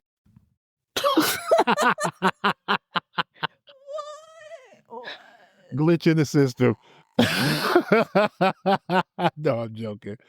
We are real. Ask some of the people the few folks that chatted are folks that we know personally. Are they still awake? Well, Lyric is in one, and Hey, Lyric. there. Well, I don't know where to look. Hello over there. Hello over there. Hey. So basically, it sounds like this maybe exceeded your expectation. It has. It has. Like I didn't think that like 500. Like I didn't. We think just hit 500 downloads a couple Yeah, weeks ago. like That was that's so dope. crazy. Yeah. And have you ever sat back and looked at the stats of? I Yes, do this with my music, look by at the it. way. Like look at the countries and stuff in Yeah. the areas where people are listening. There are folks listening to this outside of the country in like Singapore and places like that. And I'm just like, y'all trying to figure out what the Black American experience is like. Yes, listen in. I'm happy to tell you. They're listening from different IP addresses. Period. Ouch. Period. They're trying to take over the world. Get all the education you can. Oh, And we may be able to help. No, let me stop. well, Trump will shut this podcast down. They have us in jail. I'm joking. so like, well, I did not know, or I had no expectation that like anybody would just be interested in hearing me talk about like things, because a lot of times I felt like I knew I wasn't the only one that was experiencing these things, because you were too. That's right. And you had convinced me that maybe we can like reach out and find community who is actually like who has experiences like we had. Because a lot of times like in media, it's always struggle stuff with Black folks. It's either we're in Inglewood or somewhere in like some rundown Martin Luther King Drive And every Martin Luther King drive apparently is a little hurt, A little, a little yeah. neglected. You Mm-hmm. know what I'm saying? Which is like, it's anyway. Like the irony is, it just really hurts me. It, I guess, in an episode, but I'm just saying, like, it's not always what it is portrayed in the media. There's always that middle space, and there's Right. always different types of people and different types of educational background, and we just want to like see, like, to just reach out and see. That's right. That's right. You are you done with your thoughts? Yes. Amen. I am right in alignment with you. Cool. This has exceeded my expectations. And I've learned a lot. There's some things that are right in alignment with what I thought it was. I thought I would, one of the reasons why I got into this project, aside from sharing stories, and I love to talk and stuff like that, is, and I love to share my stories. This is a different medium. I've done it, like I said, through song traditionally or through social media. And now this is like an official podcast, and it's what we said this in one of the earlier episodes, a time cap. What we say? It's a time capsule. It's We a video specific, diary or a diary. a diary time capsule, something like that. Absolutely for that. But one of the goals that I had was to actually learn about marketing and a little bit more about just having content and how to push it effectively. And that's exceeded my expectations too, because we have clips out there on our Instagram. They have thousands of listens, and there are comments that I found that are from people that are not connected to any of us through like Facebook. Because when they post from the Instagram page, it goes to my Lester J Facebook, like my regular Facebook page, but it's posted as public. So whether you're a friend of mine or not, it goes out there, and there's folks sometimes go on their profiles and they're from rural areas in the country, and they're listening to these clips, and I'm just like, that's so cool that some of these messages are going out there, and hopefully it piques one's curiosity to learn more. But like I said,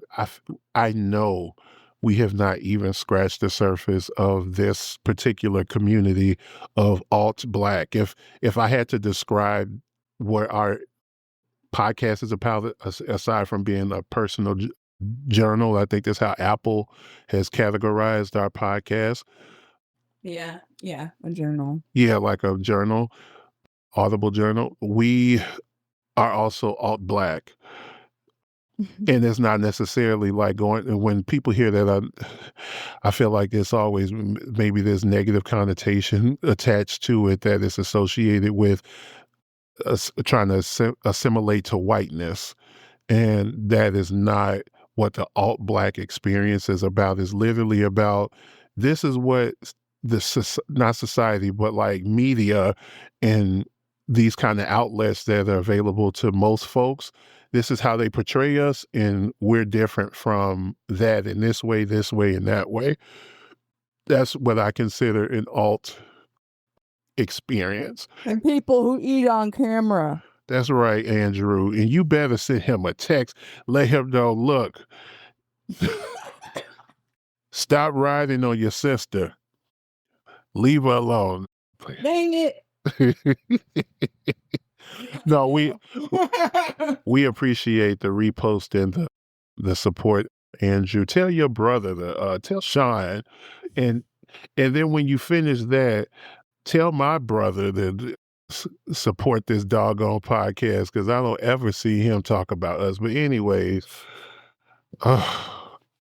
so yeah, it's exceeded my expectations in that manner, and it makes me excited for next season. We'll probably talk about it more off camera, but I'm thinking we'll probably, just to keep the cadence going, probably start back up in September again. The unique thing about when we started it, for me, and you can add your thing, but for me, September, October is when my wedding season starts to kind of fade. You'll notice that when I do my own personal shows, is usually at the end of the year or right at the top of the year, because that's when wedding season is kind of slowed down or completely stopped during like the late fall, winter time, early spring. So I have a lot more free time to dive into personal projects, and this is definitely that. And now we've got a cadence where things run a little bit smoother. There's still a lot of more refinement and a lot more things I want to do. I'm going to speak this on the camera just because I believe speaking things into fruition is what helps make things happen. I definitely for next season want to bring some folks on. You know, there's since we've started this, I don't know about you, but there's been a few people that have reached out to me on certain topics, friends of both of ours or just mine, that have offered perspective on certain topics. And I'm just like, would love if we readdress this for you to add your perspective. And these are all people who fall under the alt umbrella as well. But in terms of the timing, let's go back to that. What's your thoughts on that? I want to get done with some things I can first. see you looking at me from here. Oh, You looking like the more things. I'm on vacation. period. But, we can revisit that. And I do agree with like keeping it going for however long we want to. And Because we do what we want. whatever. So yeah, I guess keep it going. And when things get settled, I would like to actually experience the settling. What's the what do you consider the settling? Just a break after a break. But I guess, the fall makes sense. The fall makes sense. Oh yeah. Yeah. Like when the readdress, and then of course we have more discussion. Like I actually like the live element as Oh, well. I'd rather just eat and not be criticized. But you than know what? that. You can correct that because you got Andrew's number.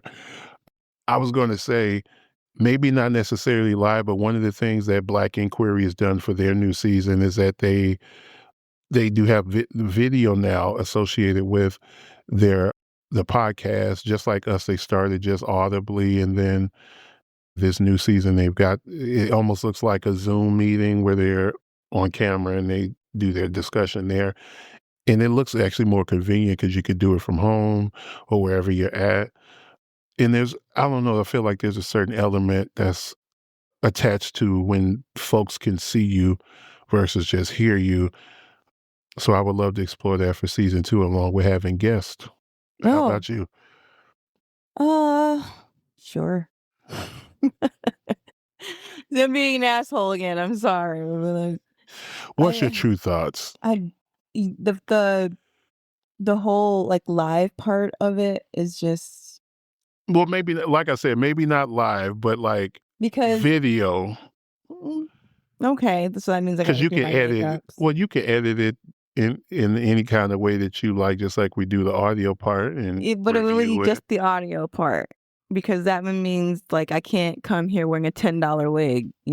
Is that how much that wig costs? Yeah, Wait, it's $10. Lyric actually had said something about the wig Oh, geez. early on. I think she had said that it looked dope.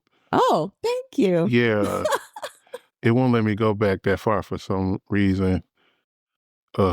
Anyways, Well, yeah, like and it's fresh. she said okay for that look. That's what she said. Oh, yeah, okay. She said the whole look. Well, okay, I'll take it as a compliment. Thank you. Yeah. Yeah, because like it was $10 at I don't even know if it was on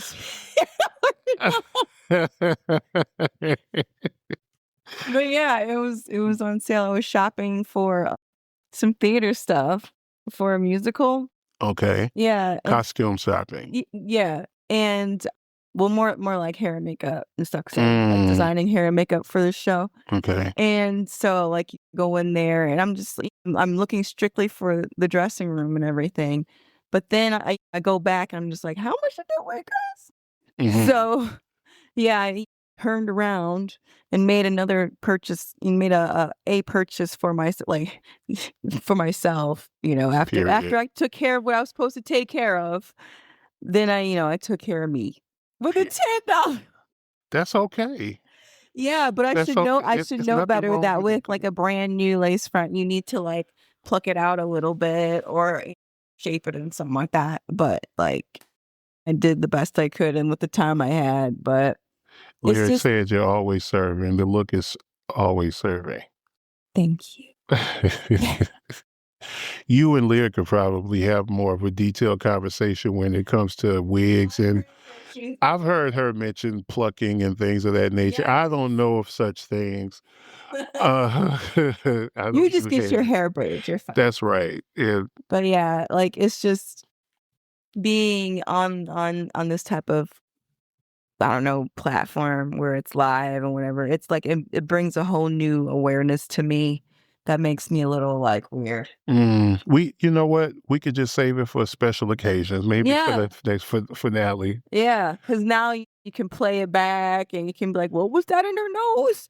Or you know what I'm saying? I love how they could see, like, for me, I always, especially in the back room, because it's a little dusty and stuff back there, little particles, Mhm. like I my mean, it's a beautiful allergies. like little setup, and then like the air is like not, there's full on windows that's not Right. facing the Train, train, like in the back room. so you can actually open it like over here Right. without the rumbling going on. That's right. That's right. Remember in the first episodes where a train would go by, we'd be like, hold on, let's pause, even though the mic wasn't picking it up. Yeah. Speaking on cadence, we We this just talk through process. it. Yeah, we just talk through it, and then our editor, the engineer oversees. If it's a problem, he fixes it because we don't ever hear it in the Sure final don't. recording. Sure don't. So, And I didn't know it was gonna. Another thing, I didn't know it was gonna like turn out that good, as far as like the sound quality and everything. oh, For it being the first time. I'm going to shout out. I'm trying to pull it up. I found them in Fiverr. I love, I've used Fiverr in the past. If you know, Fiverr is the app. And the guy, his name is Wozencheck B. Am I saying this right? Woshik? Wozench. Wo. They usually I have feel near so the. bad because like I'm just destroying this person's name, and they do such great work, and they're just like blah, blah, blah. And he's actually from Poland, so it tells you where the merchant and whoever where they're from. So Poland. See that come up on the stats. He is very good. You can find him on Fiverr. He's very, in terms of in my thoughts, he's pretty reasonable when it comes to pricing for audio engineering for podcasts, and that's all he does. You guys probably can't see his face. Little Poland cutie. I don't. At least his picture, if it's not AI. I'm not gonna see that. I You're don't probably think. not gonna see it. Isn't there like some? I don't know. You know what I'll do? I'll throw his info now. I will plug him just because he's done really good work, and we plug the folks that we work with near and far. Like I plugged the guy who mixed the intro music, who is an engineer I've worked with forever. We plugged him in early song is episode. so cute. The theme song. He tore that shit up. But he's mixed a lot of my favorite songs. There's a song I have out called Love Like Mine that he mixed, and that's probably one of my favorite songs he's mixed. But he also mixed Sweet Isolation and worked with me with that intro and ideas for that. So he's super dope. But I'll throw him in our Instagram if anyone is curious to know who helps us with our team, if you will, in Poland. So I think that's all I got. Do you have anything coming up, or is there anything else you want to cover before we head on out? Because I got a pack, child. Yeah, and I need to sleep. Y'all heard the schedule she's been having. She's been running ragged. Even on the weekends, like even on our 3-day weekend, You're still working. Yeah. Yeah. But I chose this, You and chose this life. I did, and I'm gonna do the best I can because Yes. I chose it. And that's all we could do is the best. So what you got coming up? So there are a few more. I was gonna say a few more episodes. There's a few more performances for the Revolutionists. And just look up Violet Surprise Theater Mm-hmm. and gotta check out the next of our shows. Like, I'm not gonna be in all of them. They do list what cast is with Yeah, associated you with do see the each cast, performance. Yeah. and there's 2 different casts, but sometimes performances based on schedule is a little hybrid. Mix and match. I'm telling you that it leaves for such an awesome. The first one that I saw, well, the first one I saw was one that Leslie was a part of that cast, but they, I think, last minute switched out one of the Yep. characters. Yeah. And to me, like we do stuff like that all the time on the singing side, on the music side. Like sometimes people get sick, things like that, and because you already know the material and you rehearsed in it or whatever, people switch out all the time and you never know it. And people, when we finish our performances, will come up and be like, "Oh, how long have you guys been playing together?" We're like, "Oh, we just met each other today." That's literally wild. When I first heard about bands like that, hmm I'm like, are you serious? You found them on what? Yeah. Well, usually either by Craigslist? audition or recommendation. We just don't pick people up off the street, but just the fact that they have vetted talent and they're all at the same level or exceed the level so that they can put on a great show. Is that type of experience, but on the theater stage, which I can't even conceptualize unless we're talking about improv. I can't really even conceptualize that type of show, but you guys execute that so well. And when I first saw that adaptation of the show that Leslie was on, and then to find out afterwards that, oh, this isn't even the original cast that I have been rehearsing with for months. This one person is from cast B, and it's just like, wow, I didn't even know that.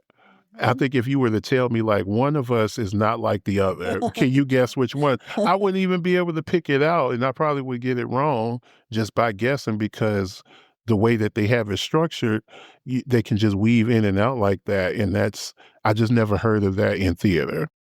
Yeah, it is quite a different experience, and to being adjusted to that, and yeah, like it's totally different, and it flexed the muscles in me that I'm not even realize I have. But however, I am tired. So What else? that's it. Well, not that's it, but like also there is a production of Dirty Rotten Scoundrels at the Theater House of Springs. Ooh.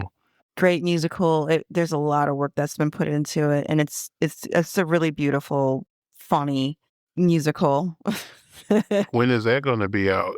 So that is actually opening next week, the Thursday, May 28th through the 31st, and then Thursday, June 4th through the 7th.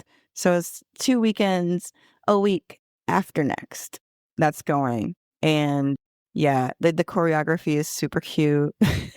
That's what we talked about earlier with the knees. It is. Yeah, right. I need to go ice my knee.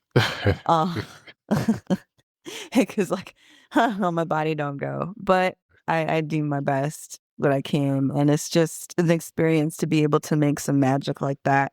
And there's that. And I was trying to find, I also got invited to do a podcast What? regarding the show Revolutionist that I'm also in. I was trying to find some details on that. Really? Yeah. Okay. Yeah. I didn't know that. It's Is it like nice. a cast thing or is it just like you for your character or how's it set up? Well, I think it was gonna be me on there. I know my director's gonna be on there. I'm not sure if anybody else is gonna be. Like, this is just like today news. Yeah. So I'll be on for that, and that'll be in June. Actually, You know who I would love to have on the show next season Who? from your camp? Allison. Ooh, now that would be Because you great. told me that she like has a thing for like 90s like throwback Yeah, throwback. throwback sitcoms. Did I just make up a word? You did. Like old Pork Bun school too. sitcoms, like Living Single and those kind of things. I would Yeah. love to have a conversation with Allison on this platform where we have an episode, maybe just talk about throwback stuff and just get her perspective. Yeah, I mean, she's also a playwright who's been featured on several stages across Oh, for the sure. country. I'm just talking about What intrigued you about her? outside of the record, because I saw her on stage. Obviously, I saw the Five Lesbians eating a quiche, and that was the first time, and she was hilarious then, and everything. But when you told me that little bit, I was like, "This girl don't know." We need to have a conversation to see. Let me pick her brain to see how much she really knows. So I would love that, and then of course you talk about theater and stuff too. But that'd be a conversation where I'd probably be more of a student. But when we're talking about the '90s black comms, what did I just call it? Throwblacks. The throwblacks, the throwblacks. Blacks. Yeah. I could go. We could have. We could. That will be a conversation. That will be a teacher student situation. So, anyways, anything else coming up? Oh God. No, I think that's it for now. Yes, that's it for now. Okay. What do you got Well, going other than you gotta get the heck out of here I'm tomorrow? going to be in DC. I'm performing on Monday at Pride in the Park. It's going to be a quick little set. However, I'm really excited just to be in a new space with my music. I've gone to Atlanta with my original works and house music, and they really was receptive there. But this particular one, when I was in Atlanta, that was more so I was hired by one particular person, a DJ who I've worked with, to do his events. So it was kind of I was there just really for him and his event. With this thing, they've got all these events going on, and like Duran Bernard is going to be at one of the events, and he's the hot queer R&B artist that's out there. He just won a Grammy, right, this past season, and acted a plum fool up there, which I loved. I love Duran Bernard, and he's also a Midwesterner. I believe he's from Michigan or whatever. Yeah. But one of the people who's going to be at Pride in the Park, one of my friends knew one of the other performers because he's from DC, which I told you when we were kind of pre-gaming today, and he's going to be doing the show with Duran Bernard. So I just feel like it's going to be a really good opportunity to network with musicians and creatives outside of Chicago. You haven't been on Facebook, so you haven't seen this conversation. But one of the things when I got hired to do this, I was a little offended, not at DC, but at Chicago, because I'm like, I've been performing in this city for like 2 decades now professionally, and I have not been asked outside, like as a solo artist I perform for Howard Brown in there. They have a fundraiser that they do every year. I've been hired to do that. I've been hired to do queer events with my old church in the choir through the Amy Winehouse Tears Dry on Their Own group that I'm in. They did Market Days once, and obviously I was backgrounding for that, but I've not had anyone from the community reach out and want to book me for something here in my hometown. And I know it's hard market and things like that, but I was just like, damn, it's kind of fucked up that the first queer event that I'm hired on as a solo artist outside of the Atlanta work, because that was for MLK, all those events, and for DJ Ron Pullman, shout out to him in Atlanta. But this is the first time I feel like I've done like a queer event solo, and that came by way of a city outside. So I say that to say, don't just limit your resources to inside of the city that you live in, because sometimes your support, let me rephrase that, not sometimes your support, but sometimes you will find additional support outside of your hometown. Mm-hmm. So I'll be in DC this weekend, and hopefully this maybe opens up doors for other things now that I have an opportunity to get in front of a different market. it's a black market too. I've always wanted to do Black Pride here in Chicago, and I'm connected with some of these organizers here too. Not gonna call anybody's name out. I'm not gonna call anybody because I know we're live. So I will look at the camera. I'm not gonna call any names out, but haven't got a call yet. Would love to do it Pride here in my hometown, Lester J. I do all kind of genres, house, dance, the pop stuff that y'all like up there in Boys Town. I do all of that shit. Look me up with Brad Kemp, who I went to school with. I have a project that's out there on streaming right now with drag race superstars like Evie Oddly and Shea Coulee.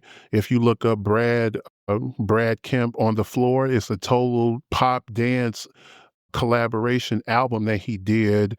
I went to school with this cat, and that's the second project I've done with him, and we have done songs and collaborated on that project with drag race superstars Evie Oddly and Shea Coulee. So like I love pop music, I love dance, I'm R&B to the core, but I love other things too, and I fit very well in those markets. Somebody give me a call, God damn it. Yeah. It reminds me of that Mike Jones song. Who? Back then they didn't want me, now hot, they all on me. Yeah. Don't wait. I don't think I'm in the hot stage yet, obviously, Well, but I am excited for that. While they can afford you. Just saying. Right. While rates will go up. While the rates are discounted right now. Let me stop. So, LesterJ.com, I have a bunch of shows this year with Shea Butter, one of my groups. It's an R&B group where all the cats in the band are elder white guys. And the lead singer, myself, and then sometimes we do shows with my good friend Niecy Butler. We're African American, and we do soul music. It's kind of a play on the name Shea Butter, and the lineup and how aesthetically the band looks is kind of like that's a funny within itself, an alternative within itself. But I have a lot of we probably got more public shows this year. I have with Shea Butter, like we're gonna be at River Forest, and I think we're gonna be at Oak Park. Like we're doing a lot of public shows this year, more than I have, I think, in a while with them. So all the dates are on my website, lesterj.com, and they're free. The ones with Shea Coulee, with Shea Butter. Shea Coulee. Shea Coulee, I keep thinking she's the drag race. Again, for the pop stuff, for anyone who books any of those events in Boys Town, I get with the pop stuff. Look up Brad Kemp on the Floor. I am on that project with Shea Coulee and Evie Oddly. But anyways, and a lot of other Chicago artists on that compilation as well. But all the stuff is on my website. Check it out and hope to see you at something this year. Anything else? No, I think it's time. Well, you guys, this is your favorite, hopefully soon to be favorite, uncle and auntie. But we ain't claiming y'all. Neither one of y'all, because there's no tax write-offs after you turn 28. I can't afford it. And so you just take what you want, but I'm not giving it to you. That's right. We're signing out. Thank y'all so much for your viewership. We will see you again on season 2. If you have not listened to the prior episodes, please catch yourself up on those, because we will be likely expounding on those conversations in season 2 with more people. It's going to be so dope. You heard that? You heard that shiver? I'm an asshole now. Anyway. Bye, y'all. Bye. Good night.